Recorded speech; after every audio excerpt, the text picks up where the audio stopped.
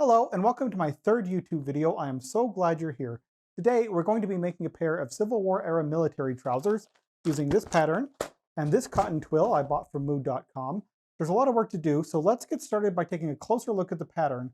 But first, let's talk about this shirt. In my last video, I made a shirt and I was really happy with it until I botched the dye job at the end.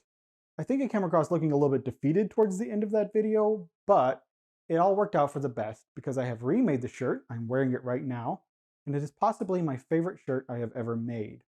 Now, you'll notice that it is still not gray like I said it was going to be, but that's because when I went to the fabric store, I couldn't find any fabric that I really liked in gray. They were either like a polyester or quilting cotton, just nothing that would work.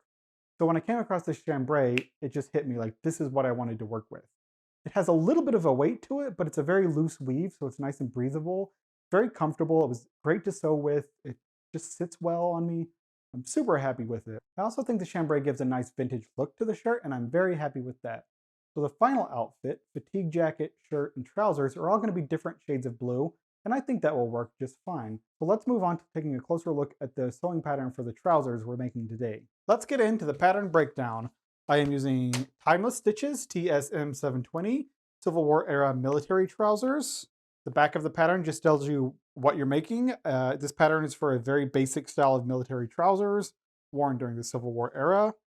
It gives you the fabric requirements. It's interesting to note that the fabric requirements on the back differ a little bit from what they say inside.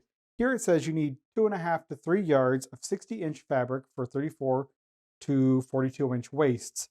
Once we look inside a little bit, it's a slightly different amount it gives. Just gives you the notions, the sizes, basic back of the pattern stuff.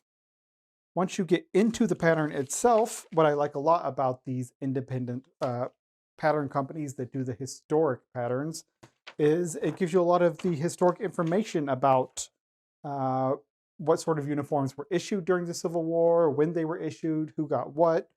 Lots of interesting stuff like that, what it should be made out of, what sort of stitches should be used for historic accuracy. I'm not going for historic accuracy with this garment, but I might in the future. And it's just fascinating to have anyway, so I very much appreciate it, and I'm always willing to pay a little bit more for one of these historic independent patterns because there is a little bit more work that went into them than, say, something from the Big Four that's just a costume. It gives you a lot of information for handling and sewing wool correctly, which is super helpful because these trousers are intended to be made out of wool. I'm using cotton twill, again, because I'm not going for historic accuracy and I want something that's machine washable. As you move forward, it starts going into the actual construction instructions. Tells you to read everything first before you get started, which I do, and I never remember anything that I've read until I get to it. So I guess it's kind of helpful to read everything first, but I still never know what I'm doing until I actually get to that point. So fabric requirements here, it tells me I need 2 yards of 60-inch fabric for the small and medium sizes, whereas on the back it says 2.5 to 3 yards for all of the sizes. That's an important difference. If I were using a wool, like say I were using a nice expensive wool, that half a yard extra that I might have purchased if I hadn't looked inside of it could be a big deal. It ended up working out because I only had 2 yards of this cotton twill because I've made pants before and that's all I ever needed. So let's see, moving forward, it gives you lots of hints for construction. It goes step by step through everything. The illustrations are only so-so because they are clearly done independently. The written instructions are really thorough and helpful though, and that's what I get the most benefit from is the written instructions. So I'm okay with that. And I've made pants before, so it's not like completely alien. So moving on to the pieces themselves and the fit. So I ended up measuring a 40-inch waist as it told me to measure in the pattern, but I cut a 36 out of this pattern. And that's because even considering this fit is supposed to be baggy to be era correct, this pattern still runs even baggier than that. What I did was take the drawers I made and used them as a mock-up, basically, compared them to the trouser patterns, and figured out what sizes I wanted to cut like that. So I ended up going with the size 36, even though I measured out a size 40, and it still looks like it's going to have plenty of room because these drawers fit me, and when I lay them against it, there's still plenty of room for a seam allowance and a little bit extra, especially if you start looking down through the leg, where it is meant to be baggy in the crotch and leg area. It should be plenty of room using this size pattern. It gives you the option for a couple of different pockets. I'm just going with the straight side seam pocket. I'm going to cut a few inches off the bottom of it because I am not that tall.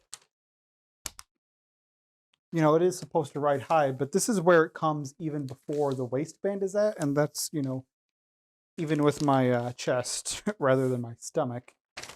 So it is interesting to note that they are supposed to be baggy trousers, but even above and beyond that, they are huge. So if you're a big, you know, 6 foot something burly monster, rest assured you can get a size out of this pattern that will fit you. I am not, I'm 5'6" with a little bit of a chonk.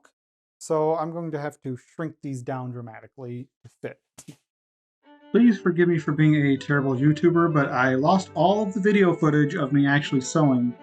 So if you came to this sewing video to watch video of someone sewing, you will be terribly disappointed. That's fun.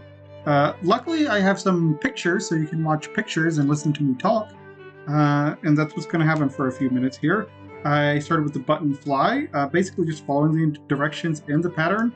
The underfly, overfly, I added the buttonholes into this one. One of them is crooked because I started in the wrong spot, but that's fine. I just put the button on crooked too. Did a little sew under here to attach the button fly on top of. Sewed them together at the crotch seam. I got the two flies a little bit wonky from each other, which seems to keep happening, but it looks fine from the other side, so I'm all right with that. I added sewed on the yoke pieces on the back here, left and right. I just finished them off with a zigzag and top stitched them down. That's my normal finishing. I sewed the center back seam here, the butt, I guess you call it. Don't know how else to describe it. Moving on, I started with the pockets, so I attached the pocket lining and facings together, and then I sewed them onto the side seams of each top and bottom pieces of, or front and back pieces of the trousers. Then I attached the side seams together on the trousers, doing another fitting here because at this point they should be a little bit loose or they should fit correctly. If they are too tight, you made a left turn at Albuquerque and you are in the wrong place. So moving on, I think I have video footage from this point forward. These trousers have taken me a lot longer than I expected them to. I keep procrastinating, getting distracted. One of the things I got distracted by this week that I wanted to share with you is this Kenmore that I bought at a vintage market here in my neighborhood. But I can be forgiven for being distracted by it because what a pretty color it is. This sort of emerald green teal look to it, sort of cream like contrast, chrome details. It's just a really pretty machine. Very nice, striking vintage look. It is a little bit of a weirdo to be badged Kenmore because it doesn't look like you would expect Kenmores of the era to look like. Compare it to this machine here, a Model 33. This is from 1967. It has the squared off proprietary Kenmore base, this sort of like standard institutional green. You know, I've heard Kenmores described as matronly, and I think that's a really good term for a lot of them. Don't get me wrong, this is Cousin Sue here. It is my main sewer. Through thick and through thin, Cousin Sue never lets me down, so love that machine. But you can just tell how different this Kenmore looks compared to this one. And I found this was from the exact same year. This is a 1967. This is a 1967. So I was trying to figure out like what gives, what's the difference between the two. This one is badged or labeled here as a Model SAZ2 Deluxe Automatic Zigzag, made in Japan, all metal. Cousin Sue is all metal as well. And so I figured this must have been made in a different factory and badged Kenmore. I was able to find other versions of this machine, none of them in this pretty of a color, I think, with different badges on them. Universal was one of the most common badges I found on machines that looked like this. So possibly this one was made for the Canadian market, because I do know that the Canadian market Kenmores had this rounded base that would fit into the Singer cabinets, and the American Kenmores all had this squared off base that fit into the proprietary Kenmore cabinets. So possibly that's the difference. I'm not sure why. They're two different factories, two very different looks. But this one came without a presser foot or a thumb screw. It only has the straight stitch needle plate on it. And I already took the motor off of it. It was pretty much burnt out. I couldn't really get it up and running. All the wires had completely frayed. It just looked like it had gone through hell and back. This whole machine did. It was really kind of unfortunate, but I've cleaned it up quite a bit. I ordered a 1.5 amp motor and a new foot pedal and everything. The foot pedal that came with this was completely toast. The motor looked like it was completely burnt out, and I didn't want to test it because it looked like there had been a fire. The entire machine was just really greasy and grungy.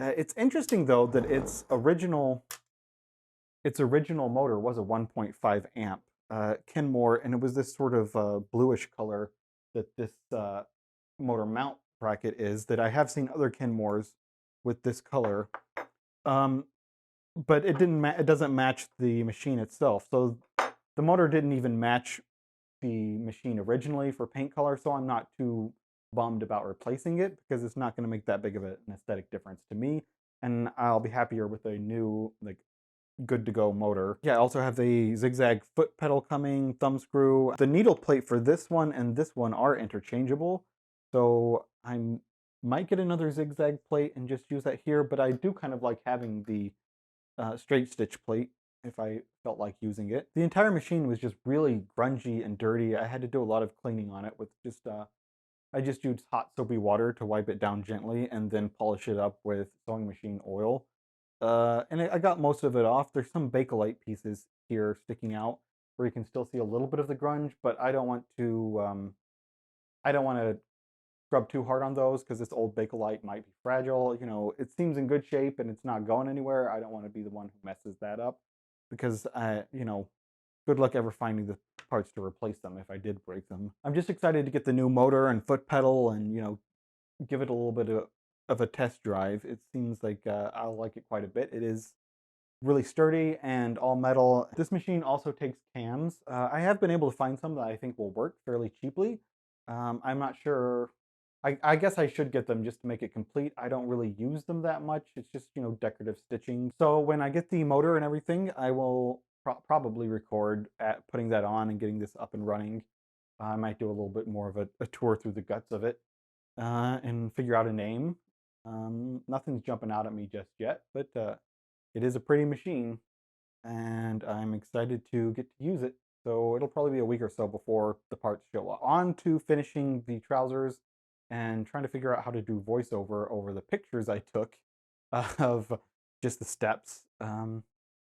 So let's move on. The trousers are done. I attached the waistband. I hammered in the buttons for these. In the back here, I was supposed to install little eyelets and lace it up.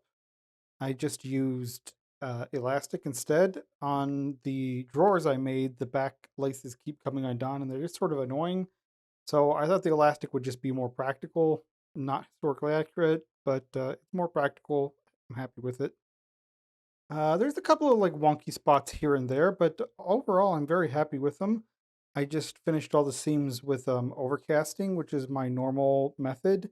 I used a wax chalk to mark these, and it didn't come out all the way in a couple of spots, even after washing it. So hopefully that little waxiness will eventually come out. It shows up a little bit, which is kind of annoying. But honestly, you can see it a lot better in the camera than you can in real life. I'm really happy with the gray linen. This is the same fabric I used for the drawers that I used as the lining and the pockets. I think it's a nice contrast. So I'm going to try these on and, you know, see how I feel about them, see how they fit. See what it's like to live in them. I'll be right back. I decided to go ahead and put on everything I've made for this project so far, starting with the drawers. For these, I used 3 buttons. The pattern also said it was acceptable to use 2 buttons, I think in the future, that's what I'll go with, just because once I get the button fly on the trousers done up, it's a lot of work if I need to use the restroom, a lot of unbuttoning.